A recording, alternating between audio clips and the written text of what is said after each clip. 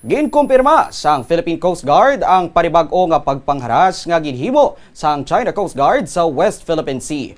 Natabo ini kahapon, Desyembre 12, sa Escoda Ukon sa Binasol, nga nahamtang sa 75 nautical miles o kung ginabulubanta 140 kilometers halin sa Palawan, nga sulod pa sa 200 nautical mile exclusive economic zone sang Pilipinas. Sunod kay PCG spokesperson Commodore J. Tariela, 20 ka Pilipino fishing boats ang ginbanggaan kag ginbobahan sang water cannon.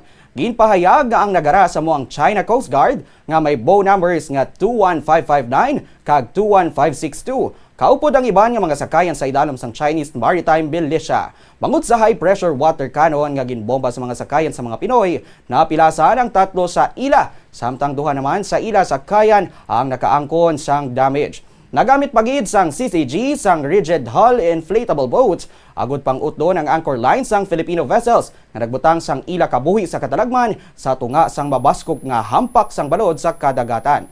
Nagresponde man gilayon ang PCG sa mga insidente pagi sa pagdeploy sang BRP Malapascua kag BRP Cape Engaño.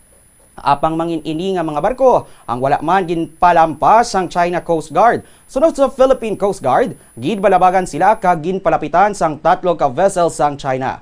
Apit sa city, nakaabot sila sa mga manugpangisda kag nakahatag sang bulong, pagkaon, ice kag iban pa nga mga bulig. Naibaluan nga ginaangkon sang China pati ang mga lugar sa West Philippine Sea. Apisar nga mayara sang ruling sang 2016 nga naga-invalidate sang ilang nga dash line claims.